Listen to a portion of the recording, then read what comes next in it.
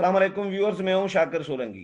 Viewers, supreme court के justice काजी फायज ईसा के खिलाफ जो रेफरेंस था सदारती, इसका मामला अभी तक चल रहा है, हल नहीं हुआ। और आज जस्टिस काजी फायज ईसा ने एक और नई दरखास्त सुप्रीम कोर्ट में जमा कराई है, जिसमें वजीर कानून फरोग नसीम और साबिक अटारनी जनरल जो हैं अनवर मंसूर, इनसे मुतल्लिक भी सवालात उठाए हैं। और शहजाद अकबर जो मुशीर बराए एहतसाब हैं, इनके हवाले से स्पेशली बहुत सारे सवालात उठाए हैं, उनके ओहदे के हवाले से और उनकी शहरियत के हवाले से बहुत सारे सवालात उठाए हैं।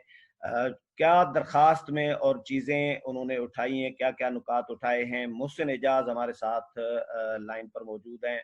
मोहसिन हमारे कुलीग हैं दुनिया न्यूज़ में और सुप्रीम कोर्ट को कवर कर रहे हैं। Mohsin, welcome to show. जी मोहसिन भाई, क्या क्या दरखास्त में कहा है जस्टिस काजी फायज ईसा ने? और देखिए, आज जस्टिस काजी फायज ईसा की जानिब से एक और miscellaneous application supreme court of Pakistan में जमा करा दी गई है। जैसे कि आप सबको पता ही है कि कोरोना वायरस के बायस काफी अरसे से इस अहम केस की समाअत नहीं थी हो पा रही, और अब 2 जून को ये अहम केस सुना जाना है। और जस्टिस उमर अता बिंदयाल की सरबराही में 10 रुकनी फुल कोर्ट इस केस की समाअत करेगा। और इस समाअत से पहले जस्टिस काजी फायज ईसा ने एक और जो एप्लीकेशन दायर की है, जिसका आपने अपने इंट्रो में हवाला भी दिया, वो एक बड़ी ही इंटरेस्टिंग और इंटरेस्टिंग के साथ साथ मैं कहूंगा कि एग्रेसिव एप्लीकेशन अभी उन्होंने सुप्रीम कोर्ट में जमा करा दी है। और इस एप्लीकेशन में उन्होंने जो वजीर कानून है फरोग नसीम, उसके साथ साथ मुशीर एहतसाब शहजाद अकबर और साबिक अटॉर्नी जनरल अनवर मंसूर खान को जो है वो काफी ज्यादा अपने निशाने पर रखा है। और मुशीर एहतसाब शहजाद अकबर को तो खास तौर पर उन्होंने उनकी शहरियत पर भी अपनी एप्लीकेशन में सवालात उठाए हैं, और इसके साथ साथ उन्हें बहरूपिया करार दिया है। और ये भी कहा है कि उन्होंने वफाकी वजीर कानून के साथ मिलकर एक बदनीति की बुनियाद पर एक रेफरेंस दायर किया उन पे। और ये वो हमेशा से ये एक वो आर्गूमेंट है जो हमेशा से जस्टिस काजी फायज ईसा और उनके जो कानूनी मुशीर हैं या जो उनके वकला हैं वो भी कहते रहे कि ये जो रेफरेंस है ये बदनीति की बुनियाद पर मबनी है।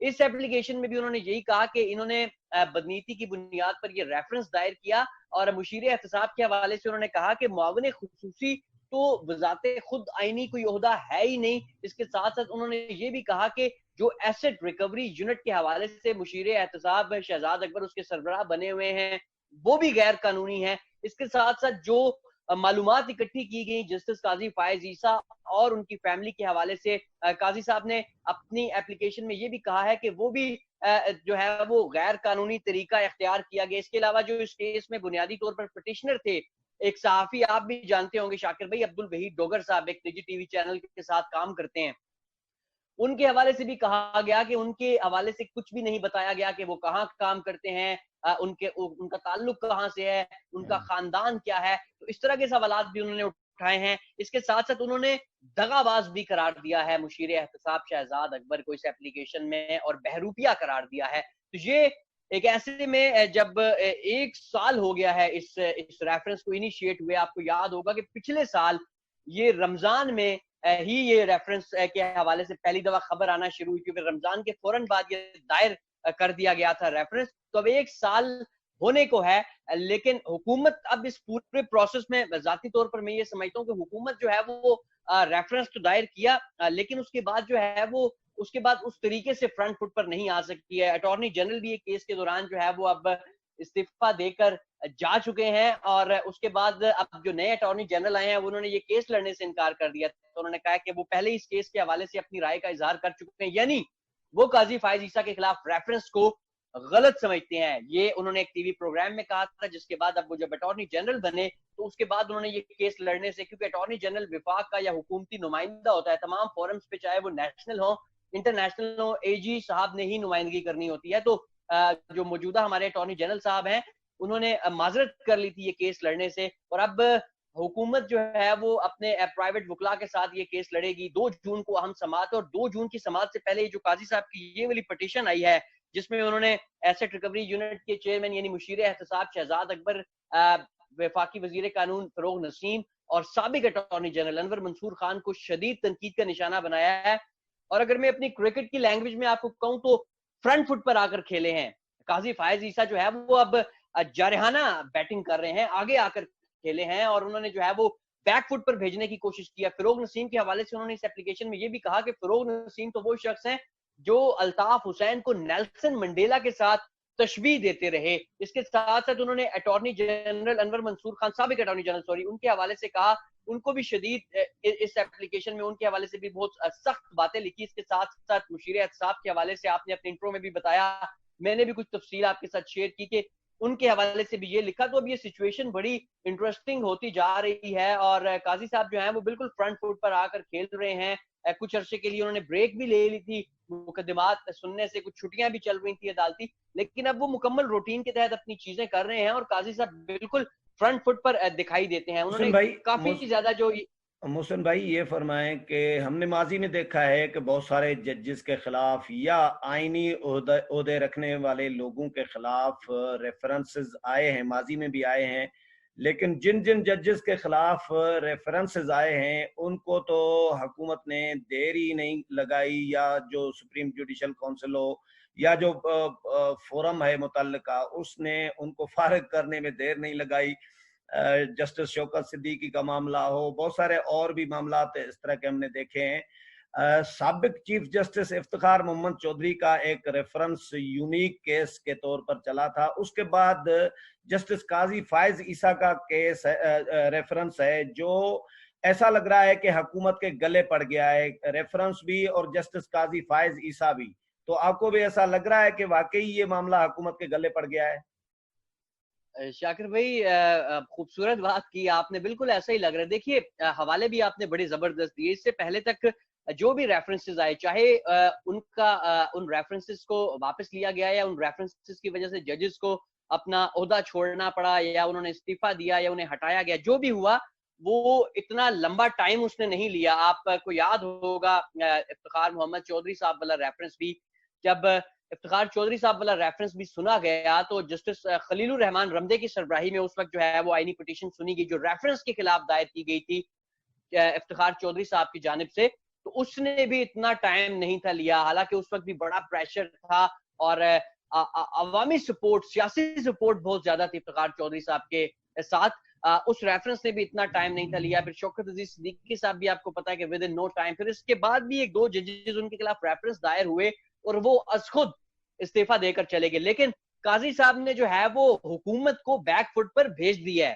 آپ یہ چیز سمجھیں, آپ آج والی اپلیکیشن کو بھی دیکھیں, جو میں یہ کہہ رہا ہوں نا کہ وہ آگے آ کر کھیل رہے ہیں, کہ وہ فرنٹ پہ اگر وہ کہہ رہے ہیں بتائیں جی میں نے کیا غلط کیا, ایسے اگر میری وہاں پر پراپرٹیز ہیں تو انہوں نے یہ بھی کہا کہ اپنی طرف سے انہوں نے عدالت کو مطمئن کرنے کی ہر کوشش کی. اور جو بات آپ نے کی ہے میں اس سے 100% ایگری کروں گا کہ یہ حکومتی گلے کی ایک ایسی ہڈی بن چکی ہے جس سے اب وہ نہ نگل سک رہے ہیں اور نہ باہر پھینک پا رہے ہیں. اور یہ جو ہے وہ سچویشن اس اپلیکیشن کے بعد اور واضح ہو گئی ہے کہ وہ بالکل جو ہے وہ مطلب فرنٹ فٹ پر آئے ہوئے ہیں, آگے آ کر کھیل رہے ہیں, وہ بالکل پریشر میں نہیں آ رہے. انہوں نے پہلے استعفیٰ دینے سے بھی انکار کیا, انہوں نے کہا ریفرنس, کیونکہ موسٹلی آپ کو بھی پتا ہے کہ ججز ایسا کرتے ہیں کہ جب ریفرنس سے کوئی ایسی چیز آ جاتی ہے تو اس کے بعد استعفیٰ دے دیتے ہیں, اس لیے کہ وہ جو کچھ آپ ریزائن کر جائیں تو کچھ فیسلٹیز ملتی ہیں, کچھ ایسا, لیکن انہوں نے کوئی ایسا آپشن اویل نہیں کیا. پاکستان بار کونسل کا میں حوالہ دوں گا, وہ بھی ان کے ساتھ کھڑی ہو گئی, سپریم کورٹ بار بھی ان کے ساتھ کھڑی ہو گئی. وکلا ڈیوائیڈ ہوئے لیکن سینئر وکلا کی جو زیادہ تعداد تھی وہ قاضی صاحب کے ساتھ کھڑی ہو گئی.